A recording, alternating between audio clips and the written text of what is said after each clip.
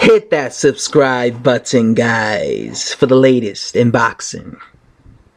So Anthony Joshua defeats Joseph Parker to win the WBO heavyweight championship of the world. He is now the unified heavyweight champion of the world, and he is the #1 heavyweight, in my opinion, in my eyes.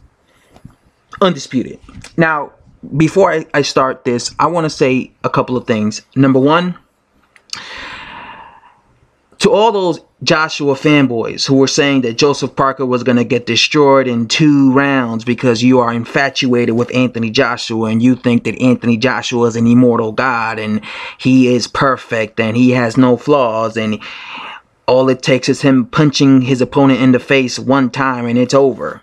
To all those guys, I want you guys to bow down, because I told you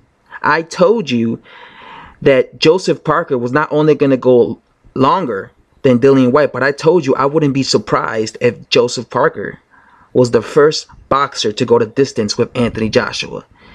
Go look at my videos leading up to this fight. I said I wouldn't be surprised if Joseph Parker is the very first guy to go the distance with Joshua. And he ended up becoming the very first guy. So bow down, all those Joshua fanboys, Joshua nut huggers, who were saying that Joshua was just going to blow him out of there. That didn't happen. That's the first thing I want to say. The second thing I want to say is the referee in this fight was a disgrace. The referee in this fight should get fired. The referee ruined this fight for me, because every single fucking time Joseph Parker got on the inside against Anthony Joshua and attempted to let his combinations go, the referee jumped in and split them up. It was absolutely atrocious. I wouldn't be shocked if Eddie Hearn paid the referee to fucking have him always, negate Joseph Parker from fighting. I mean, in the inside.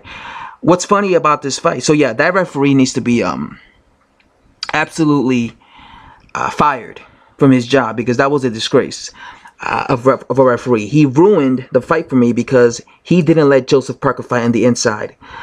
Joseph Parker did exactly what I said he was going to do. Go look at any of my videos. I said that I believe Joseph Parker is going to be playing the counter puncher. He's going to be in the back foot, and Joshua is going to be coming forward behind a jab. Go look at my last video on this fight, the fight day video. I said Joshua is going to be coming forward behind a jab. Joseph Parker is going to play the counter puncher, and he's going to be moving. And didn't that happen? Joseph Parker in the first half of this fight was playing the counter puncher, attempted to outbox Joshua, attempting to counter him. And what was Joshua doing? He was coming forward aggressively behind a jab. And didn't I say in my fight day video that I posted up earlier today, didn't I say that Joseph Parker was going to turn it up in the second half of the fight and attempt to go on the inside against Joshua? And that's exactly what he did. In the first 5-6 rounds, he was attempted to play the counterpuncher and have Joshua come forward and allow Joshua to come forward. And he was having a little success, but I thought Joshua was clearly winning those early rounds. And the second half of the fight, he turned it up. He started being more aggressive and he started coming forward, attempting to go on the inside against Joshua. But like I said earlier in this video, that fucking referee, that piece of garbage referee, every time Parker got on the inside, or even Joshua, every time Joshua or even Parker got on the inside, that referee would jump in and not allow these guys to fight. Like that, what a shitty referee. A referee should let the fighters fight on the inside. Because that's a part of the sport of boxing. It was like he was disgusted whenever these guys would fight on the inside. And what was disappointing about that is when Joseph Parker was playing the counterpuncher, I thought Joshua was having success. I thought he was clearly winning because he was hitting Joseph Parker with the uppercuts at times from the distance, and he was catching him with that jab. I thought he was dominating. But whenever Joseph Parker got on the inside and he was trying to rough up Joshua, I thought that's when he was having his most success. Because like I said, I think Joshua has a problem with guys that fight him on the inside. He's not good at fighting on the inside. And that's why every time Joseph Parker got on the inside against Joshua, he was hurting Joshua. No, I don't know if he was hurting him, but he was doing damage. And he was, in my opinion, scoring points. But that fucking referee ruined it. To me, Joshua, I think I got to give Joshua credit, though, because he was able to control Joseph Parker. I thought Joseph Parker had his best rounds in the middle rounds. I thought the first 5 rounds, I thought Joseph Parker was losing those first 5 rounds. I thought Joshua clearly won those first 5 rounds. I gave the middle rounds to Joseph Parker. Rounds like 6 to around 9, I gave those to Joseph Parker because I thought when he was coming forward, being more aggressive, I thought he was winning. But then Joshua would not allow Joseph Parker to get on the inside. Because in the last 3 rounds of this fight, from rounds 9 to 12, he kept throwing that jab, and he kept throwing those sneaky uppercuts. Remember, I told you guys in my fight day video, I said if Joseph Parker, he's the shorter guy, he's gonna be lunging in, going in. So what does Joshua have to do? Throw those sneaky uppercuts. Because when he throws those uppercuts, I think he does really good with throwing those uppercuts. When he throws those uppercuts, Joseph Parker lunging in, being the shorter guy, he's gonna get caught and he's gonna get hurt. And Joshua did it to a T. He was throwing those uppercuts and he hurt Joseph Parker. If you look at the side of his hand, of his right eye, Joseph Parker had a swollen, it was almost completely shut right eye. Or was it a left eye? It was one of his eyes. And the reason that happened was because when he would lunge in the later half of this fight, Parker would lunge in and Joshua would throw an uppercut right on that eye and he started swelling him up. So yeah, I really only gave Joseph Parker the middle rounds. I thought Joshua clearly won the fight. I don't think this was a robbery. I said if this fight went the distance, even if Joseph Parker deserved it, they wouldn't give him the fight. But I said I didn't. But I said I believe that I don't think that Joseph Parker would win a decision. But in the same token, I also said that I'm not saying Anthony Joshua can't win a decision. I thought Anthony Joshua clearly won this fight though, because I really wasn't scoring the fight, but because when I watch fights, I don't like scoring the fight because I like watching it just as a boxing fan and just enjoying the fight. And I thought, though, my impression of the fight was the first half of the fight was Joshua, the middle rounds were Joseph Parker, and the late rounds, the last rounds were Joshua. So, like, with that being said, I thought Joshua clearly won the fight. Joseph Parker showed that he has a good chin. You know, a lot of people, I was saying, and a lot of other people were saying that Joseph Parker has a good chin, and he proved it tonight because he took everything that Joshua had to offer. You know, it just goes to show you that just because you're a big puncher doesn't mean you can knock out everybody. A lot of these Joshua fanboys think that because Joshua is, a big puncher, he's supposed to knock out everybody. Joseph Parker showed that he was able to take everything that Joshua could land on him, and look, he went the distance. He went the distance. Joshua's, KO streak has officially come to an end, and it came to an end against Joseph Parker. I told you guys, you Joshua fanboys, that you guys are underestimating Joseph Parker. You guys are underestimating Joseph Parker's ability and his chin, and he proved me right. He became the first guy to go the distance. I thought he did a better job than Dillian Whyte, 100%. Dillian Whyte, it's funny because Dillian Whyte was hating throughout the whole press conference, throughout the whole build-up. He was saying that, Joshua was probably going to knock out Joseph Parker from rounds 1 through round 6. He kept saying this over and over again because Dillian Whyte feels that he's a better fighter than Joseph Parker. But Joseph Parker not only lasted the distance with Anthony Joshua, but he did a better job than Dillian Whyte. I said this from the get-go. I said this in one of my videos in the past where, in that video when Dillian Whyte said that Joseph Parker would get smashed to bits against Joshua, I said that I was surprised that Dillian Whyte went 7 rounds with Joshua, and I said in that very same video that I believe Joseph Parker has a better chance and a better chance to beating Joshua than Dillian Whyte did, and Joseph Parker proved me right tonight because Joseph Parker, in my opinion, did a way better job than Dillian Whyte. Dillian Whyte won one single round when he was able to hurt Joshua with that counter punch in round 2. After that, he lost every single round. People act like that was a competitive fight. Dillian Whyte versus Anthony Joshua wasn't a competitive fight. He won one. He caught Joshua, hurt him, stunned him, and that was it. After that, what happened? Joshua just continued to beat the living dog shit out of him.